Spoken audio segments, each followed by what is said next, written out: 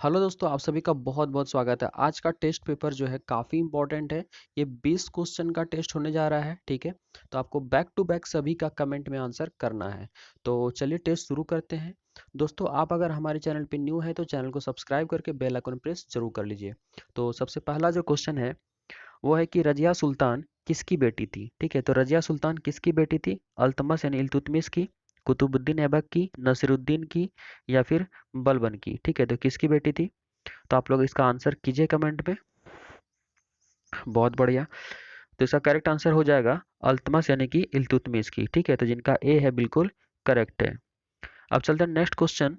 चंद्रगुप्त द्वितीय किस नाम से जाना जाता था? तो आपको बताना है कि चंद्रगुप्त द्वितीय जो थे, ठीक है, और किस नाम से जाने जाते थे। ठीक है, तो क्या करेक्ट होगा? समुद्रगुप्त, स्कंदगुप्त, विक्रमादित्य या फिर राणा गुप्त। ठीक है, तो क्या करेक्ट हो जाएगा? बहुत बढ़िया, आप लोग आंसर कीजिए। तो इसका आंसर हो जाएगा विक्रमादित्य। ठीक है, आपको ज़्यादा सोचने का मौका नहीं मिलेगा, मेरे बोलते बोलते आपको आंसर कर देना है। ठीक है, अब चलते हैं नेक्स्ट क्वेश्चन। हरिसेन निम्नलिखित राजाओं में किसका राजकवि था? तो हरिसेन जो है किस राजा का राजकवि था आपको बताना है। ठीक है, तो अशोक, समुद्रगुप्त, चंद्रगुप्त या फिर हर्षवर्धन का था। ठीक है, तो बताइए। तो इसका करेक्ट आंसर हो जाएगा समुद्रगुप्त। ठीक है, तो जिनका समुद्रगुप्त है बिल्कुल करेक्ट है। अब चलते हैं नेक्स्ट क्वेश्चन पर। नेक्स्ट क्वेश्चन है कि निम्नलिखित में किसको अपनी विजयों के कारण भारत का नेपोलियन कहा जाता है? तो भारत का नेपोलियन किसको कहा जाता है अपने विजय होने के कारण? तो आपको बताना है स्कंदगुप्त को, चंद्रगुप्त को, ब्रह्मगुप्त को या फिर समुद्रगुप्त को। ठीक है, क्या करेक्ट हो जाएगा? बहुत बढ़िया, आप लोग आंसर कीजिए इसका। तो यह हो जाएगा समुद्रगुप्त को। ठीक है, तो जिनका समुद्रगुप्त है बिल्कुल सही है। अब चलते हैं नेक्स्ट क्वेश्चन। चित्तौड़गढ़ का कीर्ति स्तंभ किसने बनवाया था? ठीक है, तो चित्तौड़गढ़ का कीर्ति स्तंभ जो है किसने बनवाया था आपको बताना है। तो राणा प्रताप ने, राणा कुंभा ने, राणा सांगा ने या फिर बप्पा रावल ने। ठीक है, तो क्या करेक्ट हो जाएगा? बहुत बढ़िया, तो इसका करेक्ट आंसर हो जाएगा राणा कुंभा। यानी कि कीर्ति स्तंभ कहाँ है? चित्तौड़गढ़ में। और किसने बनवाया था? तो राणा कुंभा ने बनवाया था। ठीक है, चलिए नेक्स्ट क्वेश्चन देखते हैं। इसमें कहता है कि बहमनी राज्य का संस्थापक कौन था? ठीक है, तो जो बहमनी राज था उसका संस्थापक आपको बताना है। तो अलाउद्दीन बहमन शाह, यानी जिसको जफर खां के नाम से भी जाना जाता था, फिरोज शाह, नजीर शाह या फिर अमीर शाह। ठीक है, तो बहमनी राज्य का संस्थापक कौन था? बहुत बढ़िया, आप लोग आंसर कीजिए। तो इसका करेक्ट आंसर हो जाएगा अलाउद्दीन बहमन शाह, जिसको कि जफर खां के नाम से जाना जाता था। ठीक है, अब चलते हैं नेक्स्ट क्वेश्चन। इसमें कहता है कि होयसल की राजधानी का नाम क्या है? ठीक है, तो होयसल की राजधानी का नाम क्या है आपको बताना है। वारंगल, देवगिरी, द्वार समुद्र या फिर कृष्णगिरी। बहुत बढ़िया, आप लोग आंसर कीजिए। तो इसका करेक्ट आंसर हो जाएगा द्वार समुद्र। ठीक है, तो होयसल की राजधानी क्या थी? तो द्वार समुद्र। अब चलते हैं नेक्स्ट क्वेश्चन। इसमें कहता है कि किस गवर्नर जनरल के कार्यकाल के दौरान भारतीय राष्ट्रीय कांग्रेस बनी थी? ठीक है, तो किस गवर्नर जनरल के समय जो है भारतीय राष्ट्रीय कांग्रेस बनी थी आपको बताना है। Lord Ripon, William Bentinck, Lord Dufferin या फिर लॉर्ड कर्जन। ठीक है, तो क्या करेक्ट हो जाएगा? बहुत बढ़िया, आप लोग बताइए आंसर में। तो इसका करेक्ट आंसर हो जाएगा लॉर्ड डफरिन। और यह कब बना था? 1885 में। किसकी अध्यक्षता में? तो व्योमेश चंद्र बनर्जी की अध्यक्षता में। ठीक है, और इसका जो प्रथम अधिवेशन हुआ था कहाँ हुआ था? तो मुंबई में हुआ था। ठीक है, तो चलिए ये क्वेश्चन काफी इंपॉर्टेंट है। ठीक है, अब चलते हैं नेक्स्ट क्वेश्चन। इसमें कहता है कि निम्नलिखित में से ब्रिटिश का वह गवर्नर जनरल कौन है जिसने भारत में डाक टिकट शुरू किए थे? यह आप सभी को पता होगा। ठीक है, और कब किया था यह भी बताइएगा। तो Lord Dalhousie, Lord Auckland, Lord Canning या फिर लॉर्ड विलियम बेंटिक। ठीक है, तो क्या करेक्ट होगा और कब किया था ये भी बताइएगा। बहुत बढ़िया, तो ये हो जाएगा लॉर्ड डलहौजी। ठीक है, और कब किया था? तो 1952 में। ठीक है, अब अगला प्रश्न है कि किस वायसराय के शासनकाल में पहला उद्योगशाला अधिनियम पारित किया गया था? ठीक है, तो Lord Curzon, Lord Lytton, Lord Ripon या लॉर्ड कैनिंग। ठीक है, तो करेक्ट आंसर क्या हो जाएगा? तो लॉर्ड रिपन, ठीक है, तो जिनका सी है बिल्कुल करेक्ट है। बहुत बढ़िया। चलिए अब नेक्स्ट क्वेश्चन है कि बंगाल के बंटवारे से किस ब्रिटिश वायसराय का संबंध है? तो किस ब्रिटिश राय का संबंध है? तो Lord Canning, Lord Curzon, Lord Hardinge या लॉर्ड वेलेजली, ठीक है, तो क्या करेक्ट हो जाएगा? तो ये हो जाएगा लॉर्ड कर्जन, और इसके विरोध में स्वदेशी आंदोलन चलाया गया था, ठीक है। चलिए अब नेक्स्ट क्वेश्चन कि लोकसभा अध्यक्ष के वेतन और भत्ते कौन निर्धारित करता है? ठीक है, तो आपको बताना ये कौन निर्धारित करता है, तो आप लोग जल्दी आंसर कीजिए इसका।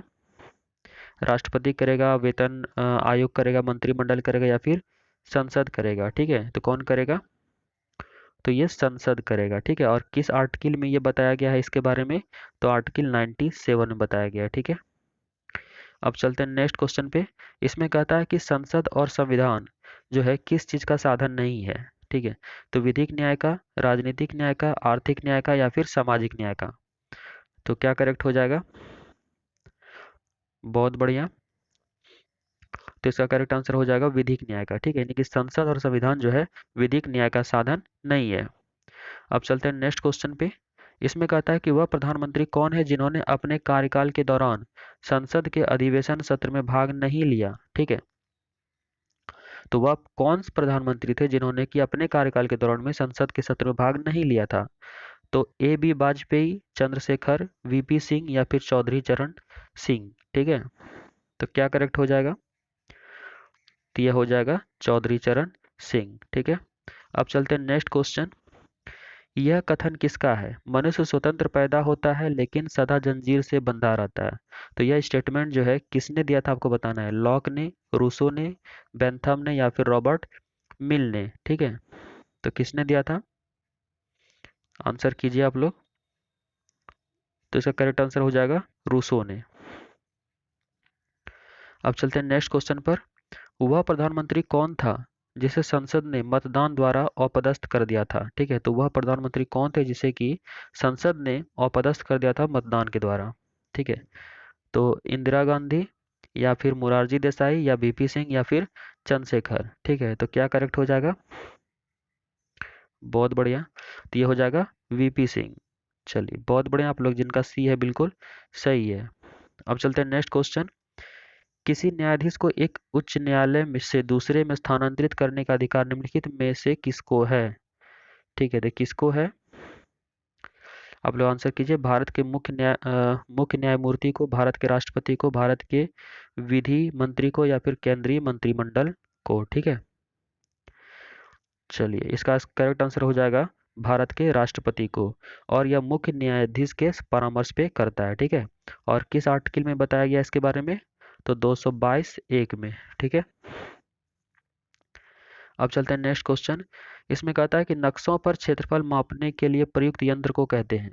तो नक्शों पर जो क्षेत्रफल मापा जाता है तो उसके लिए जो यंत्र प्रयुक्त होता है उसके लिए वो क्या कहलाता है आपको बताना है, ठीक है। तो प्लेनीमीटर, आइडोग्राफ, पेंटोग्राफ या फिर ओपिसोमीटर, तो क्या करेक्ट हो जाएगा? बहुत बढ़िया, तो ये हो जाएगा प्लेनीमीटर, ठीक है। तो नक्शों पर क्षेत्रफल मापने के लिए जो यंत्र है वो होता है प्लेनीमीटर, और लंबाई को मापने के लिए होता है ओपिसोमीटर, ठीक है। तो इसका करेक्ट आंसर यहाँ पे क्या होगा? ए। अब चलते हैं नेक्स्ट क्वेश्चन। दोस्तों एक बार वीडियो को आप लोग लाइक कर दीजिए जो जो भी वॉच कर रहे हैं। नेक्स्ट क्वेश्चन है कि निम्नलिखित में से कौन सा युग्म गलत है? ठीक है, तो यहाँ पे कौन सा जोड़ा जो है गलत आपको बताना है। तो आइसोहाइट जो है आर्द्रता नापने के लिए होता है, आइसोबार दाब दाब नापने के लिए, आइसोहेल सूर्य प्रकाश नापने के लिए, और आइसोथर्म तापमान नापने के लिए। तो कौन सा गलत आपको बताना है, ठीक है। एक गलत है, बाकी 3 सही है। तो करेक्ट आंसर क्या हो जाएगा इसका? ए नंबर, ठीक है। तो आइसोहाइट जो है वर्षा नापने के लिए होता है। क्या नापने के लिए? तो वर्षा नापने के लिए, ठीक है। और आर्द्रता जिससे नापा जाता है उसको क्या कहते हैं? तो होता है हाइग्रोफाइट। क्या कहते हैं? हाइग्रोफाइट। बाकी ये सब सही, इसको याद कर लीजिए। आइसोबार जो है समान दाब नापने के लिए, सूर्य प्रकाश, ठीक है, सूर्य प्रकाश के लिए होता है। आइसोहेल मतलब समान सूर्य प्रकाश जो दो जगह पर पड़ता है, ठीक है, उसके लिए क्या होता है? आइसोहेल। फिर आइसोथर्म हो जाएगा तापमान नापने के लिए। तो ये क्वेश्चन जो है सारे पे बेस्ड पूछ चुका है। अब चलते हैं लास्ट क्वेश्चन। इसमें कहता है कंटूर वे काल्पनिक रेखाएं हैं जो दर्शाती हैं, तो कंटूर जो है कौन सा काल्पनिक रेखा बताना है। तो समान वायुमंडलीय दाब वाले क्षेत्र, समान तापमान वाले क्षेत्र, बराबर ऊंचाई वाले क्षेत्र या फिर बराबर धूप वाले क्षेत्र। तो क्या करेक्ट हो जाएगा? बहुत बढ़िया। तो इसका करेक्ट आंसर हो जाएगा बराबर ऊंचाई वाले क्षेत्र। ठीक है, तो दोस्तों आपको कैसा लगा वीडियो, लाइक जरूर कर दीजिएगा। ठीक है, और चैनल पर नए हैं तो सब्सक्राइब करके बेल आइकन प्रेस जरूर कर लीजिए। तो मिलते हैं नेक्स्ट टेस्ट में, तब तक के लिए जय हिंद।